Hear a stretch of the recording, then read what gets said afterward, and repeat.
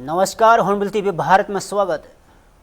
लखनऊ में बीजेपी के पूर्व जिला अध्यक्ष उपाध्यक्ष अशोक कुशवाहा ने आगरा में ट्रस्टों के जरिए कथित अवैध धर्मांतरण और शैक्षणिक संस्थानों में बच्चों की फीस अलग अलग ट्रस्टों के जमा किए जाने का आरोप लगाया है। और अशोक कुशवाहा के मुताबिक उन्होंने मामले की जांच के लिए एसआईटी और ईओडब्ल्यू समेत संबंधित विभागों से शिकायत की थी। उनका दावा है कि जांच में ट्रस्टों के जरिए धर्मांतरण और फीस से जुड़े कथित अनियमितताओं की बात सामने आई है। और अशोक कुशवाहा ने आरोप लगाया कि इसके बावजूद आगरा पुलिस प्रशासन की ओर से अब तक एफआईआर दर्ज की गई और ना ही अपेक्षित कार्रवाई हुई। और उन्होंने डिप्टी सीएम केशव प्रसाद मौर्य से भी शिकायत किए जाने की बात कही। और अब लखनऊ में प्रेस कॉन्फ्रेंस कर उन्होंने मुख्यमंत्री योगी आदित्यनाथ से मामले में हस्तक्षेप कर जांच और कार्रवाई की मांग की है। अभी हाल में मैंने जब जांच की तो पाया कि जो बांग्लादेश के द्वारा जो घुसपैठ करते हैं हमारे बांग्लादेश में, बंगाल उसमें, तो वो घुसपैठ करने के बाद रोहिंग्या उड़ीसा, बंगाल के रास्ते उड़ीसा आते हैं और उनको धर्मांतरण करके क्रिश्चियन बना के उनको भारतीय नागरिक बनाने का भी काम कर ये देशद्रोह का काम कर रहे हैं। अभी पिछले 11 तारीख को कर्नाटक में कोथानूर थाने में एक ईडी ने एफआईआर दर्ज की। अभी एफसीआर एक बिल आ रहा है, उससे ये संस्थान बहुत घबरा रहे हैं, क्योंकि जो विदेशों का फंड आता था उसको अनैतिक कार्यों में खर्च करते थे और उनका हिसाब किताब कोई रखते नहीं थे। बड़े पैमाने पर वो फर्जी फंड आता था। उस पर जब भारत सरकार जब कानून लाने जा रही है उससे ये लोग चिंतित हैं, लेकिन उसकी भी इन्होंने काट देखी है। अभी ये लोग क्या करने लगे हैं, उस कोथानूर थाने में एफआईआर इसलिए हुई कि कोई वहां के यूएसए के एक नागरिक बेंगलोर एयरपोर्ट पर उतरते हैं, उनकी तलाशी होती है।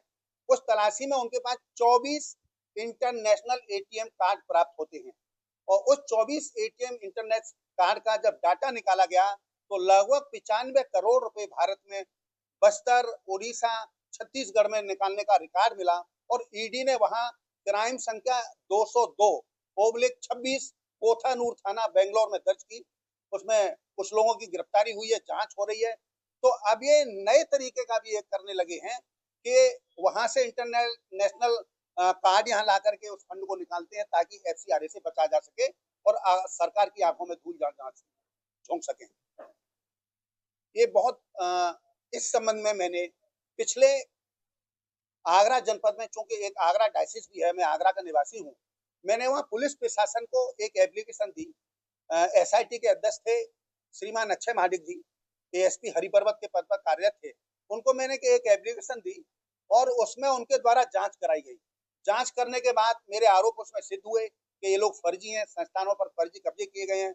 इस पैसे का कूट रचित दस्तावेजों के सहारे बाहर अन्य प्रदेशों में भेजने का काम नियम विरुद्ध ये लोग कर रहे हैं।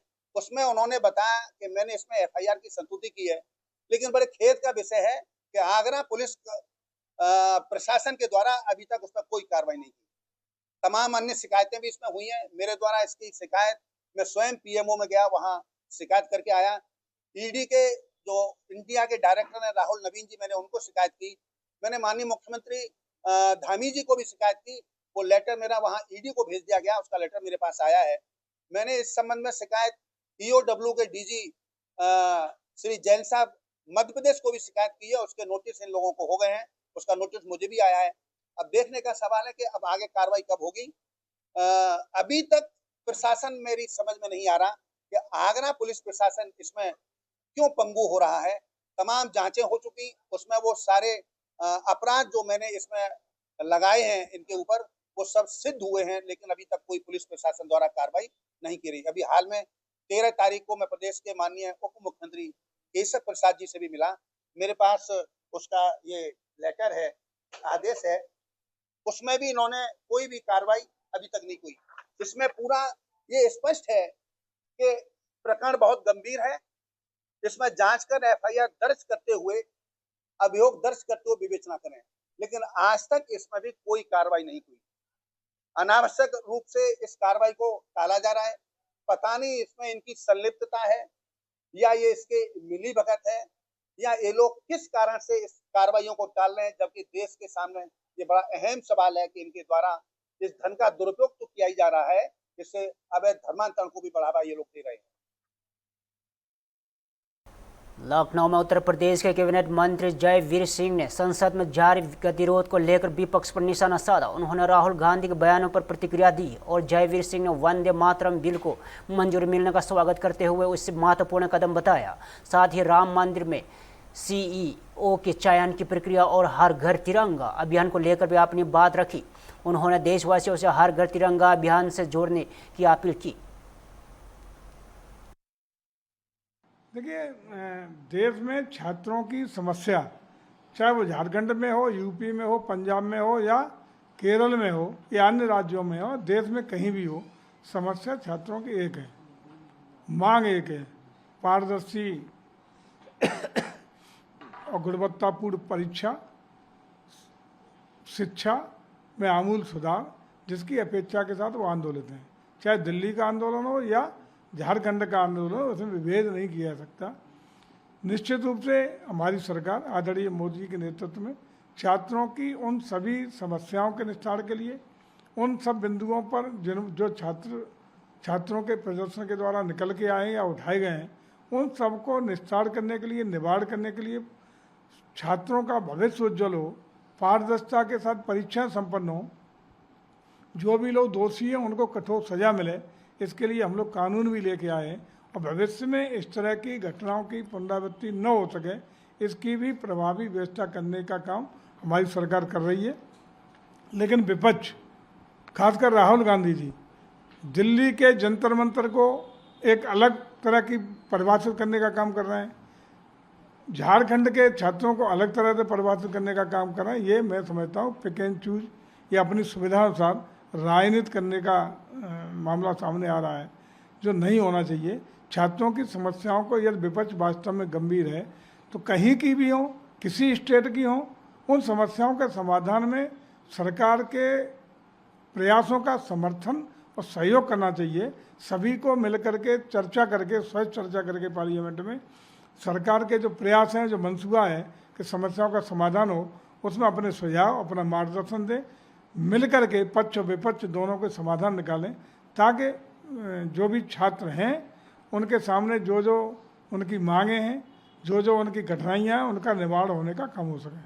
सर, राष्ट्रपति द्रौपदी मुर्मू ने वंदे मातरम बिल को मंजूरी दे दी। इसके तहत राष्ट्रीय गीत को जनगण मन के समान कानूनी संरक्षण देने और जानबूझ के इसके गायन में बाधा डालने को अपराध बनाने का प्रावधान है।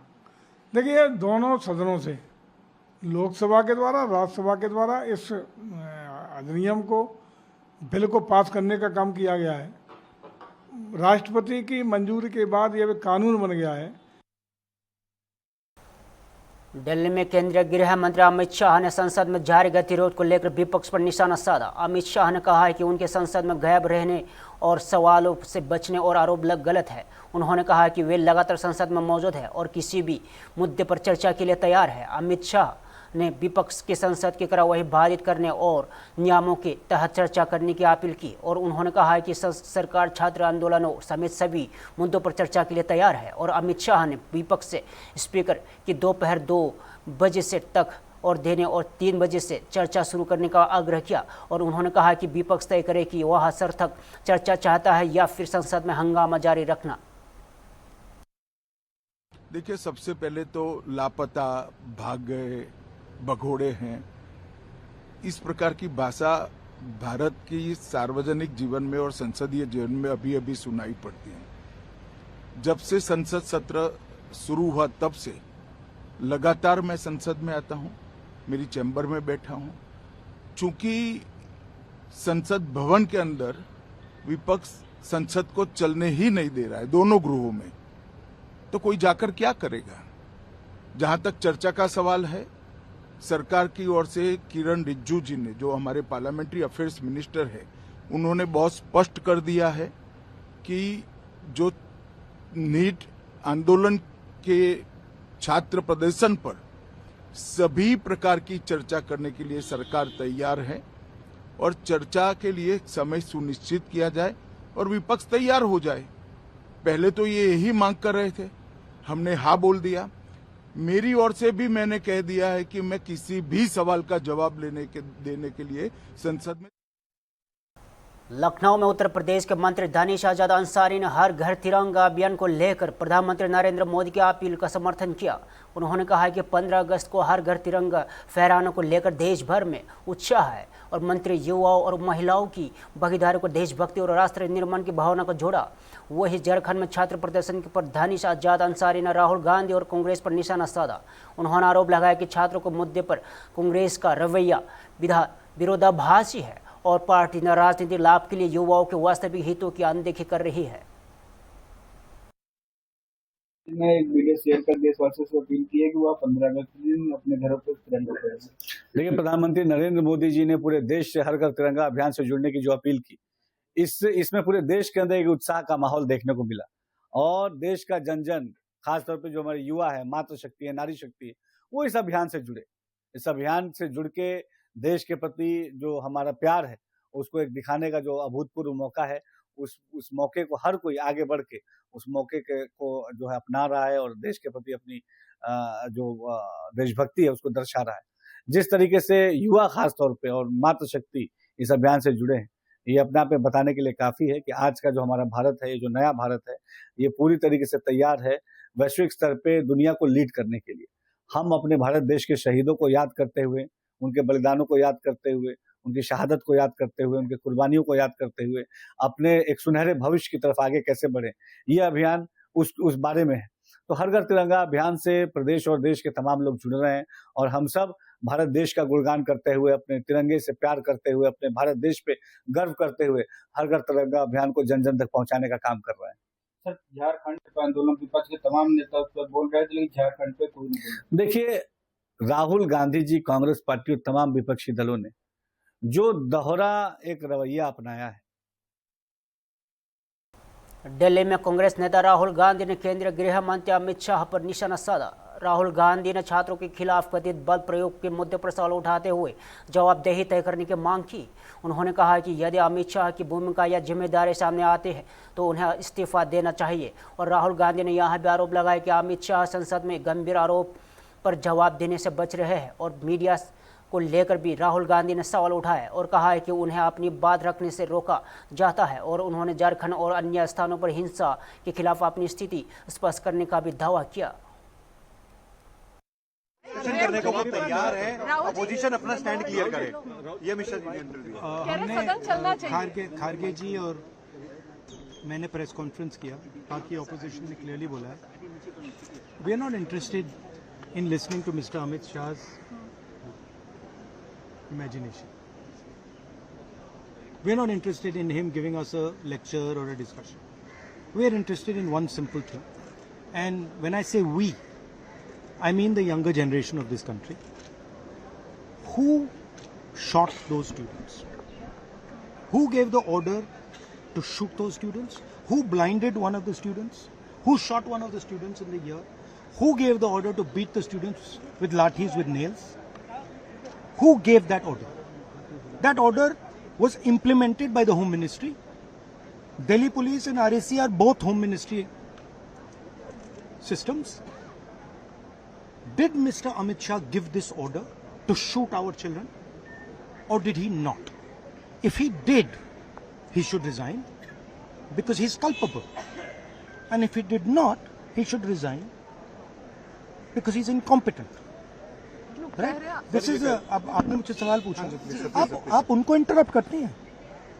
नहीं, जब वो बोलते हैं आप सुनिए, जब वो बोलते हैं आप इंटरप्ट करते हैं। बोलिए सर। नहीं, मेरा जवाब बोलिए। आप इंटरप्ट करते हैं जब वो बोलते हैं, क्यों नहीं करते हैं? हमें इंटरप्ट करते हैं, हमें 24 घंटा इंटरप्ट करते हैं, मगर उनको कभी इंटरप्ट नहीं करते आप। उनमें क्या स्पेशल चीज है जो पूरा मीडिया चुप करके चूहे जैसे उसके सामने खड़ा हो जाता है? जम्मू में कश्मीरी पंडित कर्मचारियों को लश्कर के कथित सहयोगी संगठन यूएलसी की ओर से जारी धमकी को लेकर प्रतिक्रिया दी। और कश्मीरी पंडितों ने कहा कि वे घाटी में लौटकर अपने जीवन को दोबारा बसाने और अपनी संपत्तियों को पुनः विकसित करने के प्रयासों में जुटे हैं। और उन्होंने कहा कि धमकियों के बावजूद वे डरने वाले नहीं हैं और कश्मीरी पंडित कर्मचारियों ने सुरक्षित वापसी के लिए पर्याप्त आवास और सुरक्षा और स्पष्ट रोड मैप की जरूरत पर जोर दिया। उन्होंने सुरक्षा बलों पर भरोसा जताते हुए सरकार से भी उनकी वापसी और पुनर्वास प्रयासों के अनुरूप में ठोस कदम उठाने की मांग की।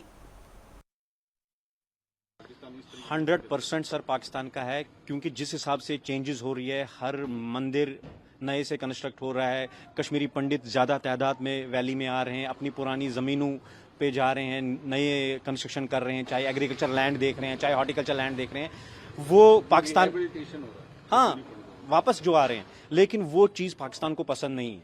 वो चाहता है कि किस तरीके से हम इनको डराएं धमकाएं जिससे ये प्रोसेस फिर से पीछे चला जाए। लेकिन कश्मीरी पंडित डरने वाले नहीं है। हाँ, अगर प्रॉपर एकोमोडेशन हो, प्रॉपर सिक्योरिटी हो तो हम क्यों डरेंगे।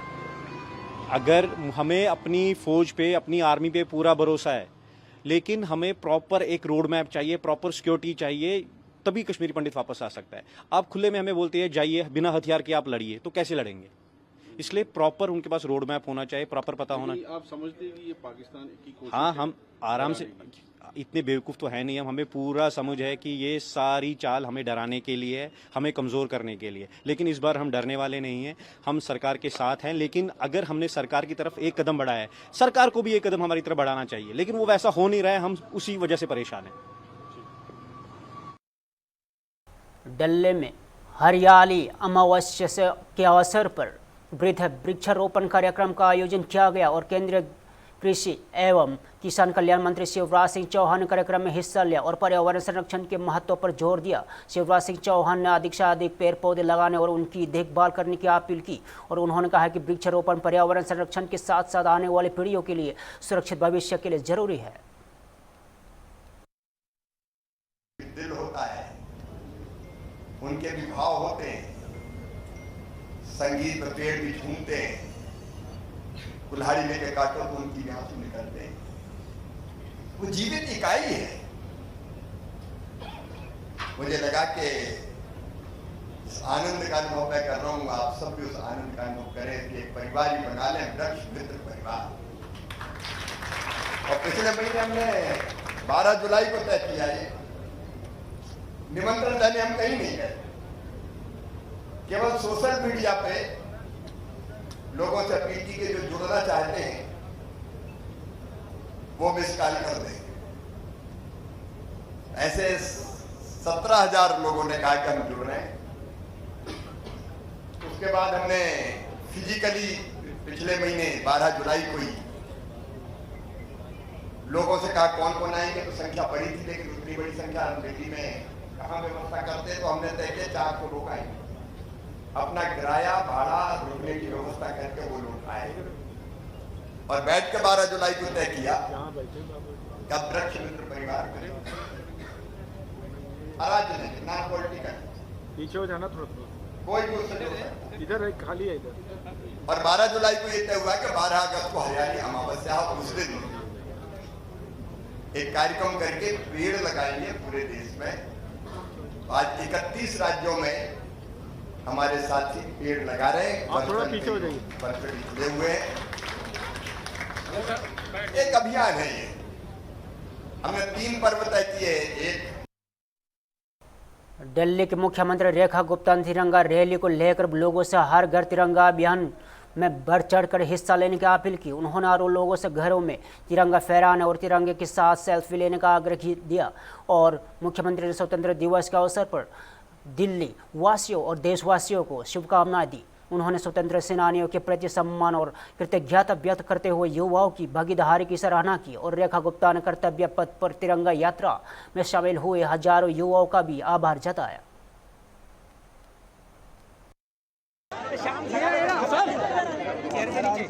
चलो जी, कैमरा हेलो, कैमरा पीछे करो। आज की ये तिरंगा यात्रा पीछे करो भाई, और 9 तारीख से शुरू हुए ये हर घर तिरंगा अभियान के अंतर्गत दिल्ली में दिल्ली वासी तिरंगा लगाएंगे, तिरंगे के साथ में अपनी सेल्फी खिंचवाएंगे और हमारी स्वतंत्रता का ये 80वां खूब प्रेम से मनाएंगे। अपने स्वतंत्रता सेनानियों को याद करेंगे, उनके सम्मान में देश का तिरंगा लहराएंगे। मैं दिल्ली वासियों को, देशवासियों को 80वें स्वतंत्रता दिवस की बहुत ढेर सारी बधाई देती हूँ, शुभकामनाएं देती हूँ। और वो हजारों युवा आज जो कर्तव्य पथ पे आके हाथ में तिरंगा लेकर के इस तिरंगा यात्रा में शामिल हुए, उन्हें भी दिल की गहराई से बहुत बहुत साधुवाद दें। पंचकुला में मुख्यमंत्री नायब सिंह सैनी ने अंतर्राष्ट्रीय युवा दिवस के कार्यक्रम में हिस्सा लिया। इस दौरान उन्होंने युवाओं की भूमिका और उनके सशक्तिकरण और पर जोर दिया और कार्यक्रम में इंटेंसिफाइड